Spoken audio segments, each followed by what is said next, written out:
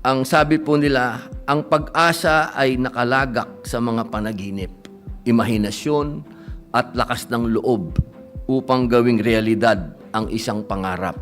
Nakakatuwa pong isipin na ito pong panukala na isinusulong ng ating mahal na kapatid na Senator Jinggoy Estrada ay pagsunod po sa mga inumpisahan din ng ating pong dating Pangulo na si Joseph Estrada na nagbigay din po ng mga magagandang benepisyo sa mga taga-pelikula. Ito po ay tuloy-tuloy na pakikibaka ng mga artista para po magkaroon ng napakagandang environment naman sa amin pong pinagtatrabahuhan. Your Committee on Labor, Employment and Human Resource Development, joint with the Committee on Public Information and Mass Media, is honored to sponsor Senate Bill number 2505 under Committee Report number 175 entitled An Act Protecting the Welfare of Workers in the Movie and Television Industry, or simply known as the Eddie Garcia Law.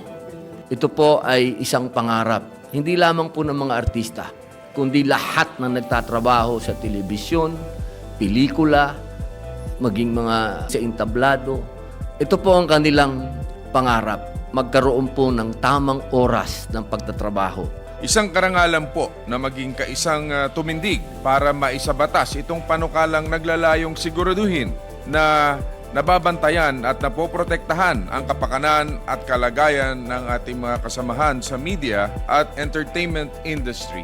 I join our colleagues in supporting this measure because this is crucial, not just for the movie industry but for the well-being of actors. Importante na tumugon ang pamahalaan, lalo na ang Department of Labor and Employment because this peculiar industry, Mr. President, will continue to expand. Ako po ay kumakatok sa puso ng atin pong mga kasamang mga senador na suportahan po itong panukala na ito. At sana po, inshallah, maging makatotohanan po ito.